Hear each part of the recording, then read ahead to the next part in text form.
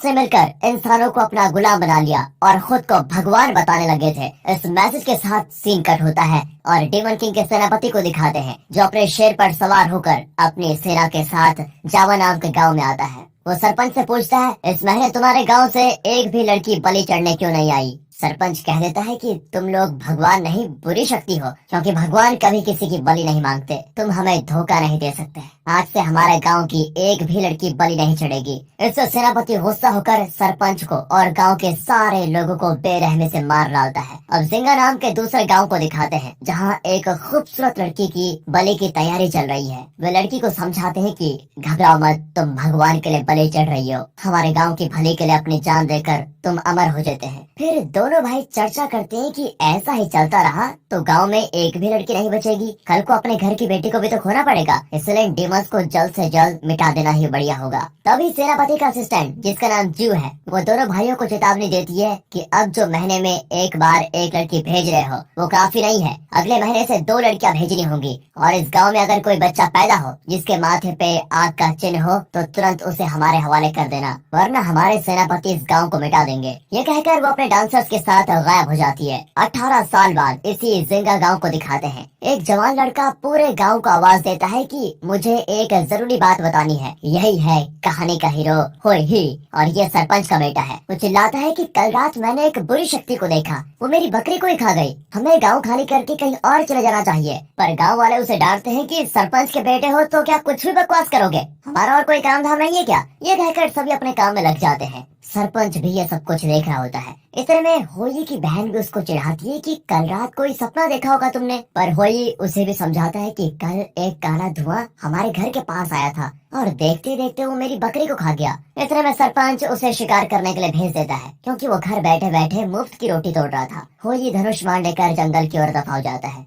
इस गांव के पास एक नदी किनारे पेड़ पर एक सुंदर लड़की बैठी होती है। यही है कहानी की हीरोइन सिका। उसका खरगोश पूछता है कि क्या तुम्हें ज्ञान शक्ति वाला वो लड़का मिल गया जिसके लिए हम 999 साल से वेट कर रहे थे? वो बताती है कि नहीं, मैंने हर जगह ढूंढा पर वो कहीं नहीं मिला। तभी उसके हाथ में रखा हुआ ब्लू कलर का मोती चमकता है। सिका और खरगोश बड़े खुश होते हैं, क्योंकि ये मोती तभी चमकता है जब ज्ञान शक्ति वाला इंसान आस पास हो। दोनों उसे ढूंढने के लिए निकल पड़ते हैं कि तभी अचानक सेनापति के आदमी वहां आते हैं। सिका को देखते ही वे उस पर कुल्हाड़ी फेंकते हैं ताकि उसे मारकर सेनापति के आगे बलि चढ़ा दे। पर सिका कैसे भी करके बचकर जंगल के अंदर चली जाती है। यहाँ होई शिकार करने जंगल आया है। दूसरी ओर होई के ताऊ का बेटा यानी होई का भाई वो भी अपने साथियों को लेकर एक हिरन का शिकार करने आया है। इसका नाम जियान होता है। उसी वक्त जियान हिरन पर तीर चलाने के लिए बिल्कुल तैयार खड़ा होता है और ये देखकर होई नीचे कूदकर हिरन को ही भगा देता है, क्योंकि वो हिरन को बचाना चाहता है। जियान उसे डांटता है कि तुमने ऐसा क्यों किया? होई पासा पलटते हुए कहता है कि उसे मैंने नहीं, तुमने डरा दिया। अब पेड़ के ऊपर से सिका ये सब कुछ देख लेती है। उसे होई बहुत ज्यादा पसंद आता है। उसके बाद वो सफेद धुआं बनकर उड़ जाती है, पर जैसे ही वो उड़ रही होती है होई उसे देख लेता है और उसका पीछा करता है। एक जगह तो वो गड्ढे में गिर जाता है और वहाँ बैठी होती है सिका। वो पूछती है कि तुम कौन हो और यहाँ कैसे आ गए? होई बताता है कि मैं एक सफेद जानवर का पीछा कर रहा था जो धुएं की तरह उड़ गया। होई को तो लव एट फर्स्ट साइट हो जाता है। फिर सिका अपना नाम बताती है तो होई कहता है कि आप जैसे परी को इस पथरीली गुफा में नहीं, मेरे प्यारे से गांव में होना चाहिए। चलेंगी क्या? यहाँ सिका जरा सोचकर कहती है कि हाँ चलूंगी। आगे दिखाते हैं तो जियो डेमन किंग से बात करने जाती है जो अभी भी कैद में है। जियो बताती है कि हमारे लोग ज्ञान शक्ति वाले इंसान की तलाशी कर रहे हैं, जल्द ही उसे ढूंढ निकालेंगे। डेमन कहता है कि उसका पता लगाकर उसे खत्म कर दो, कुछ ही दिनों में मैं आजाद हो जाऊंगा। फिर हम इंसानों को मिटाकर पूरी दुनिया को बुरी शक्तियों का अड्डा बना देंगे और फिर ये डिमंस की दुनिया होगी। Yes boss. ये कहकर जियो गायब हो जाती है। यहाँ हुई सिका को अपने गांव लेके जाता है। 999 साल अकेले रहकर इतने सारे बच्चों और लोगों को देखकर सिका बड़ी खुश होती है। तभी जियान वहाँ पर आता है और उसे भी सिका को देखकर लव एट फर्स्ट साइट हो जाता है। फिर हुई घबराकर सिका को अपने घर लेके जाता है कि कहीं मेरा भाई मेरी लव स्टोरी का विलन न बन जाए। उसके बाद सरपंच गाँव के ज्योतिष से मिलता है। वो अपने हाथ को कट करके एक कागज पर खून से चक्कर बनाता है। वो एक चक्रव्यूह की तरह दिखने लगता है तो वो बताता है कि 1000 साल पहले एक वीर ने डेमन किंग को कैद करके रखा था, पर अब डेमन किंग आजाद होने जा रहा है। उस वक्त जो युद्ध हुआ था उससे भी घमासान युद्ध होने वाला है। सरपंच और ज्योतिष जानते हैं कि ज्ञान शक्ति वाला इंसान ही डेमंस किंग से लड़ पाएगा, वरना दुनिया डेमंस के कब्जे में चली जाएगी। अब यहाँ ज्ञान सिका को इम्प्रेस करने के लिए तरह तरह की चीजें लेकर आता है, लेकिन हुई चिढ़कर वो सारी चीजें खुद ले लेता है। सभी सभी गाँव वालों को एक जगह बुलाया जाता है। अब सरपंच और ताऊ बताते हैं कि डेमंस पर जीत हासिल करने के लिए हमें एक वीर योद्धा की जरूरत है जिसके पास ज्ञान शक्ति हो। इसलिए हम तीर चलाने का एक कंपटीशन रखेंगे जिसमें आसपास के सभी गाँव से कई वीर भाग लेंगे। जो इसमें जीतेगा उसे पुरस्कार तो मिलेगा ही, गांव की सुरक्षा का जिम्मा भी उसी पर होगा। अब कई वीर इसमें भाग लेने के लिए बड़े उत्सुक होकर नाम देते हैं, लेकिन हुई और जियान चुपचाप खड़े रहते हैं। उस वक्त सिका एक बुजुर्ग से मिलती है। दरअसल ये हुई के अंकल हैं। सिका तुरंत पहचान जाती है कि ये इंसान के रूप में एक देवता है। वो भी समझ जाते हैं कि सिका साधारण लड़की नहीं, एक दैवीय शक्ति है। अंकल बताते हैं कि 1000 साल पहले जब उस वीर ने डेमन किंग को कैद किया था, तब से मैं इस गांव में इंसान के भेष में हूँ। ये सुनकर सिका पूछती है, तो क्या आप जानते हैं कि ज्ञान शक्ति वाला वह इंसान कौन है? हाँ बेटी, जानता तो हूँ, लेकिन किसी को बता नहीं सकता, क्योंकि स्वर्ग की यही विधि है कि सही वक्त आने से पहले किसी को कुछ पता नहीं चलना चाहिए। अब सिका बताती है कि मैं भी 999 साल से उसी ज्ञान शक्ति वाले वीर का इंतजार कर रही हूँ, क्योंकि ज्ञान शक्ति को मेरे जरिए ही प्रयोग किया जा सकता है। इसलिए मुझे 1000 साल पहले ही धरती पर भेज दिया गया था, लेकिन इतने सालों में ज्ञान शक्ति का मैं पता नहीं लगा पाई। ऊपर से मैंने दैवीय शक्ति होने के बावजूद कुछ दिन पहले एक बकरी को खा लिया था। उसकी उदासी देखकर अंकल समझाते हैं कि 999 साल से तुम अकेली धरती पर भटक रही थी, इसलिए तुम में भी इंसानों के थोड़े गुण आ गए हैं, तभी तुमने ऐसा कर दिया। इसमें दुखी होने की क्या बात है, सब ठीक हो जाएगा। अंकल के जाने के बाद हुई वहाँ पर आ जाता है। दरअसल वो सिक्का और अंकल की बातें सुन चुका था। वो उसे कोसता है कि मेरी प्यारी बकरी को तुमने ही खाया था क्या? तुम परी नहीं राक्षसी हो। तुम्हें अभी पिताजी के पास लेके जाता हूँ, वही तुम्हें सजा देंगे। इतने में जियान उसको रोक लेता है और समझाता है कि तुमने अंकल की बात ध्यान से नहीं सुनी क्या? ये देवी है, सिर्फ एक बार अपना आपा खोकर उसने बकरी को खा लिया। इनकी बहस के बीच सिका देखती है कि उसका मोती तेजी से चमक रहा है, मतलब ज्ञान शक्ति यहीं पर है। तभी जियान के माथे पर आग जैसा चिन्ह बन जाता है। सिका समझ जाती है कि जियान ज्ञान शक्ति वाला वीर है और वो बहुत खुश होती है, पर अपने हीरो की तो नैया ही डूब गई। उसे लगता है कि उसकी प्रेम कहानी का स्टार्टिंग में ही एंड हो गया। गांव के बाहर डेमन किंग का आदमी देख लेता है कि ज्ञान शक्ति इसी गांव में है और वो तुरंत जीव को खबर दे देता है। यहाँ सिका होई और जियान को बताती है कि मेरे पास ज्ञान शक्ति का हथियार है और मैं 1000 साल से तुम्हारा ही इंतजार कर रही थी। ये कहकर वो अपना मोती जियान को देती है। हीरो बेचारा बड़ा दुखी होता है और गांव के बीचों बीच लटका हुआ चेहरा लेकर बैठ जाता है। उसकी बहन पूछती है कि भाभी कहाँ है भैया? मैं उनके लिए कंबल लाई थी। खबरदार जो उससे भाभी कहा, वो कभी तुम्हारी भाभी नहीं बनेगी, उसे तो जियान लेके जाएगा। बहन कहती है सिका जियान से बात कर रही है, इसलिए तुम मुंह लटका कर बैठे हो क्या? अगर तुम्हारा प्यार सच्चा है तो वो तुम्हें मिलेगी। यहाँ हुई की बहन अपने पिता को कंबल देने जाती है। इसी बीच जीव सेनापति के साथ आकर सरपंच को पीट देती है, क्योंकि उसे ज्ञान शक्ति के बारे में पता था, फिर भी उसने सेनापति को नहीं बताया।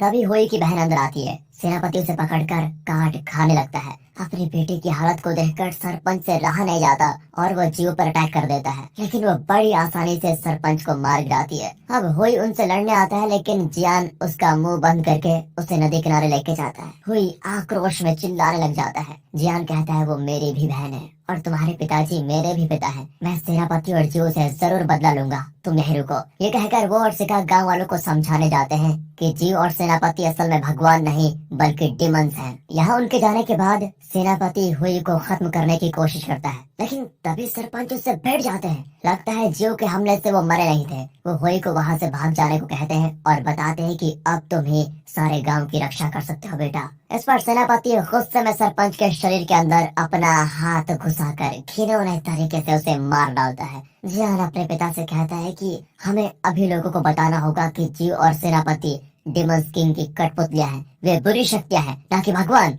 लेकिन ताऊ कहता है कि बिना सबूत के हम जीव पर इल्जाम नहीं लगा सकते, क्योंकि उसे लोग देवी मानते हैं। अब वे सरपंच के कमरे में जाते हैं तो वहाँ ना तो सरपंच की लाश होती है और ना ही हुई की बहन की लाश, लेकिन एक कपड़े पर हुई के खून का निशान होता है। सिका कहती है कि ये है सबूत, अब तो आपको मानना ही पड़ेगा। पर ताऊ जी झट से अपनी उंगली काटकर अपना खून सिका के माथे पे लगा देते हैं और सिका बेहोश हो जाती है। दूसरी ओर हुई जाकर गांव वालों को बता देता है कि जीव और सेनापति ने मिलकर मेरे पिता और बहन को मार डाला, कल आप लोगों के साथ भी यही होगा। लेकिन गांव वाले तो पहले से हुई को पागल ही समझते हैं। उन्हें लगता है कि जब से उसकी बकरी मरी है वो इसी तरह की कहानियां सुना रहा है। इतने में ताऊ आकर होई को लेके जाता है। वो कहता है कि अगर तुम डेमन किंग की सारी बुरी शक्तियों को मिटाना चाहते हो तो जंगल के अंदर वाली गुफा में कुछ हथियार हैं, उन्हें लेकर आओ, लेकिन किसी को इस बारे में बताना मत। होई तुरंत गुफा के लिए निकलता है, पर तब ताऊ के घर के अंदर से जीव निकलती है। मतलब ताऊ और जीव मिले हुए हैं। दरअसल ताऊ सरपंच बनना चाहता है। होई का पिता जो कि सरपंच था वो अब मर चुका है और अब उसके बाद उसका बेटा ही सरपंच बनेगा, तो ताऊ की ख्वाहिश कभी पूरी नहीं होगी। इसलिए होई को रास्ते से हटाने के लिए ताऊ ने होई को गुफा में भेज दिया और वहाँ उसकी जान लेने के लिए सेनापति बैठा होता है। इस बात से बेखबर होई गुफा के अंदर जाने वाला होता है कि उसके अंकल वहाँ पर आ जाते हैं। अब क्योंकि उनके पास दैवीय शक्ति है तो वो समझाते हैं कि गुफा के अंदर कोई हथियार नहीं है, ये तुम्हारे ताऊ का बिछाया हुआ एक जाल है। अगर तुम सच में गांव वालों को बचाना चाहते हो तो स्वर्ग से भेजे गए इस चाकू को लेकर गुफा में जाओ और सेनापति को खत्म कर दो। हुई को एहसास होता है कि वो एक वीर है और सेनापति का मुकाबला करेगा। यहाँ ताऊ अपने बेटे जियान से कहता है कि तुम्हारे पास ज्ञान शक्ति है और अगर तुम मेरा कहा मानोगे तो यहाँ के सभी गांव के तुम ही सरपंच बनोगे। जियान पूछता है कि चाचा जी के बाद तो उनका बेटा होई सरपंच बनेगा ना। ताऊ कहता है कि नहीं बेटा, सेनापति ने अब तक तो होई को खत्म कर दिया होगा, फिर रही सिका की बात, उसे तुम खत्म कर दो, फिर तुम ही राज करोगे। यहाँ जियो डेमन किंग को बताती है कि ज्ञान शक्ति वाला इंसान और कोई नहीं, जिंगा गांव के सरपंच का लड़का है और अब तक तो सेनापति ने उसे खत्म कर दिया होगा। डेमन किंग पूछता है कि तुम्हें किसने बताया कि उसके पास ज्ञान शक्ति है। जियो कहती है कि सरपंच का बड़ा भाई एकदम गद्दार है, उसने खुद ही अपने भाई और उसके बेटे को फंसा दिया। अच्छी बात है, आज रात में आजाद हो जाऊंगा, तब तक एक भी गांव हमारे हाथ से नहीं निकलना चाहिए। यस बॉस, ये कहकर जीव गायब हो जाती है। यहाँ जियान ने शिखा को बांध कर रखा होता है। दूसरी ओर होई लहू लुहान होकर गांव में आता है। सभी चौंक जाते हैं कि इसे क्या हुआ और तब पता चलता है कि अंकल के दिए हुए दैवीय चाकू से होई ने सेनापति का सर काट लिया। लेकिन अब ताऊ होई को बंदी बना लेता है। होई कहता है कि ताऊ पागल मत बनो, जीव और डेमन किंग मिलकर हम सबको खत्म करने वाले हैं, तुम जीव पर विश्वास मत करो। पर ताऊ गांव वालों से कहता है कि सेनापति जो हमारा भगवान है होई उनका सर काट कर लाया है, ये घोर पाप है, घोर, इसलिए इसको सजा जरूर मिलेगी। ये कहकर वो होई को बंदी बनाकर उसके चारों ओर आग लगा देता है। होई जलन के मारे चिल्लाता है, पर वहाँ जियान को भी जलन महसूस होती है। तब शिखा को पता चलता है कि जब ज्ञान शक्ति धरती पर आई थी तो उसका थोड़ा हिस्सा जियान के शरीर में गया था ताकि वो ज्ञान शक्ति वाले इंसान की सुरक्षा कर सके।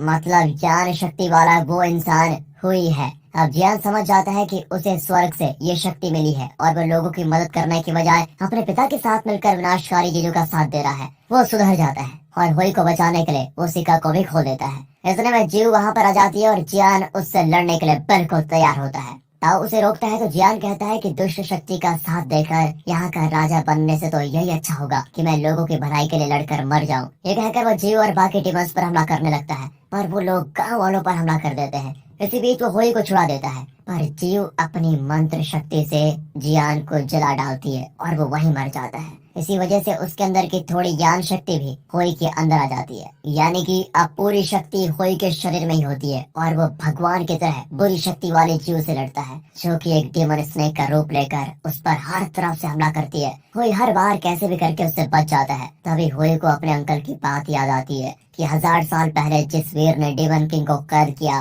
वो साधारण तीर को भी मंत्र शक्ति वाले हथियार की तरह प्रयोग करता था। अब होई में भी वो क्षमता आ गई है और वो एक साधारण तीर छोड़ता है, फिर मंत्र शक्ति से वो हजारों तीरों में बदलकर जीव को खत्म कर देते हैं। लेकिन इसी बीच डेमन किंग जो 1000 साल से कैद में रहा वो आजाद हो जाता है। अगली सुबह दिखाते हैं कि होई और शिखा एक दूसरे की शक्ति को समझकर एक हो जाते हैं, लेकिन डेमन किंग अपने दुष्ट शक्तियों का इस्तेमाल करके नर्क के दरवाजे खोलने की कोशिश में लगा होता है। इसी वजह से आसमान में एक सूरज के बजाय 6 सूरज दिखने लगते हैं। इतनी गर्मी लोग बर्दाश्त नहीं कर पाते और मरने लगते हैं। बचे हुए लोग होई के चरणों में गिर जाते हैं कि हमें बचा लो। होई कहता है कि फिक्र मत करो, मैं डेमन किंग को खत्म कर दूंगा। पर गांव वाले उसका शुक्रिया अदा करने के बजाय कहते हैं तुम उसे क्या खत्म करोगे, वो हम सबको खत्म करने वाला है, उसे सिर्फ तुम्हारी जान चाहिए, इसलिए तुम खुद को उसके हवाले कर दो बस, फिर वो हम गांव वालों को कुछ नहीं करेगा। होई को अब गुस्सा आता है कि मैं जान पे खेल कर तुम लोगों को बचाने की कोशिश कर रहा हूँ,